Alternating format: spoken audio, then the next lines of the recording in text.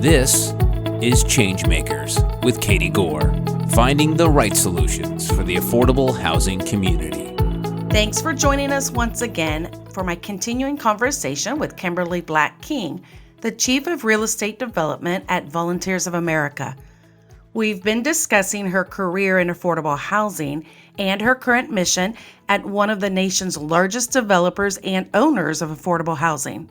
Kimberly, last year VONS appeared on the annual Affordable Housing Finance list with over $250 million in development costs and just over 800 units under construction throughout the year. Where are these units and how are they coming along in the development pipeline? So we are really, really proud. And the team, I am fortunate to work with some of the best.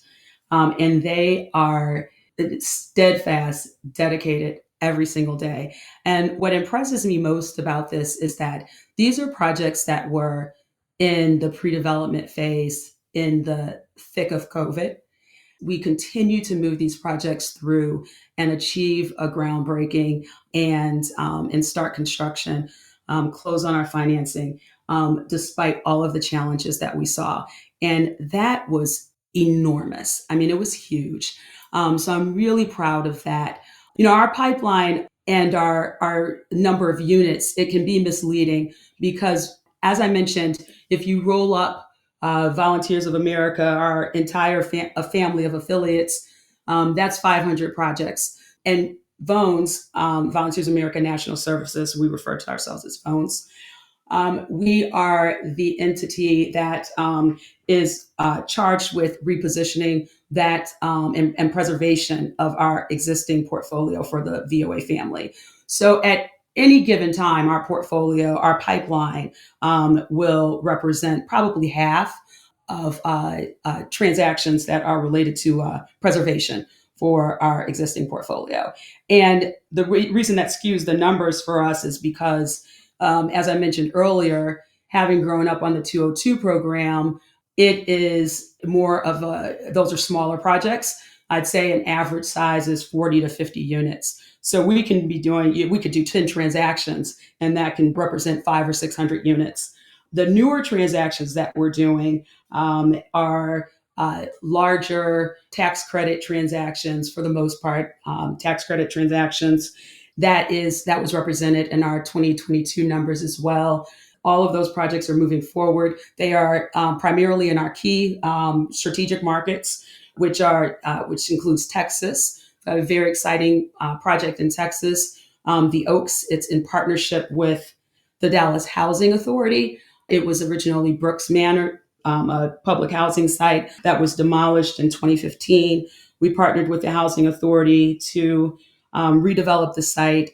It is about 70% complete now. 260 units of senior housing to our healthcare initiative, about 5,500 square feet of commercial space on the ground floor that will house a healthcare provider to serve the residents and the larger community around the Oaks. So that's really exciting. That we'll have a ribbon cutting later this year for that project. We've got projects in Colorado, in Denver, Colorado Springs, and Durango that were included in that pipeline as well. I mentioned Florida earlier, and we have a project in North Carolina, Raleigh-Durham, North Carolina. So we're really excited about all of those projects and the future as well.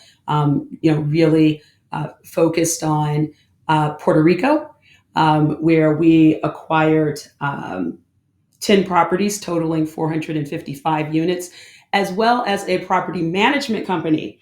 So it's the first time that we've acquired a property management company, but we're really making the investment in Puerto Rico because we tend to go where there is the highest and greatest need. And there's been so much devastation and housing lost on the island. And the area median income is so low. It really warrants partnership with the island and leadership to figure out how we can rebuild some of that lost housing and improve the infrastructure. So to protect that housing going forward. So we're focused on that as well, although that was not included in our 2022 numbers. But I thought I'd just add that, Katie. Of the 455 units that you just mentioned there in Puerto Rico, is that family or is that senior? That's family housing. So is that a unique trend for you? You've done senior a lot, we've talked about. Do you see it that was just the opportunity for that particular area, or is that something regarding family housing that you see yourselves moving into? That is a great question, Katie. We evaluate the opportunities as they come. We have talked a lot internally about our expertise around senior housing and if that should be our primary focus. We haven't landed there. I don't see us landing there in the near term, but it is a question because so much of our portfolio is senior. And we actually did have this conversation when we were acquiring the Puerto Rico sites. And for Puerto Rico, that decision was driven by being in a place that really needs the investment and a place that we determined to check the box for us in going to some of the more difficult places to serve. And so here are some examples that make that portfolio extremely challenging. One, it's an island. So it can be more expensive to build there. Yet, when we think about keeping units affordable, and that means higher, more equity, less debt, there's more need to cover secure subsidy, soft financing that can cover those costs that are likely to be escalated. There's also an escalation around insurance. As we see these, and we're seeing this across the industry now, where in response to so many natural disasters more frequently, the insurance on both our capital side and our operating side are much higher. And we are seeing ranges of 30 to 50% higher in our premiums. That is common. And so that becomes more expensive when you look at some of those areas that have been more frequently struck by natural disasters like a Puerto Rico or Florida. And also the workforce dynamic, where we have the area median income that is in the lower 20,000s. So that is, again, makes it harder for those numbers to work. But we think that if not us, then who? So we really are focused on those transactions to reach the deepest part of our mission. I like how you said that, if not us, but who. That's a great segue because with all of this acquisition and redevelopment activity you're doing, sounds like you're going to have a lot of ribbon cuttings this year. We sure hope so. So I have another question. Just that you've mentioned tax credit, you mentioned CDBG at certain points that I'm assuming you're using. What are you finding is maybe the best applicable financing tool for you guys, or do you have a set model, or do you just kind of go after whatever's there? We like all affordable housing developers. We are always in search of covering the gap. I haven't seen a project in a long time that didn't have a gap. So we go after a lot of different funding.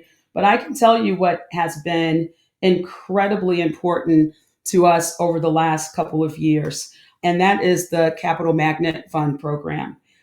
We have been fortunate to receive through the competitive application process capital magnet funds. I think we're at over probably around 25 million with 4 or 5 rounds grants where we've been successful as an applicant in their NOFA rounds. And that funding was critical to closing gaps on our projects last year. By way of example, we headed into the summer. It was around May, June of 2022 last year. And we were projecting to close 3 projects. And those 3 projects collectively had an $8 million budget bust through a combination of what we were seeing, the volatility in the market around interest rate increases, construction costs, insurance premiums, etc. And we used our capital magnet funds and other sources, but our capital magnet funds was a really critical component to realize the financial closing for those projects. We've been really grateful for, and I think that program is hugely important as a real asset to affordable housing development. There are many pieces of this job that, like you've been around for a couple of decades, we get wrapped up in compliance, we get wrapped up in very transactional phases of what we're doing as housing providers.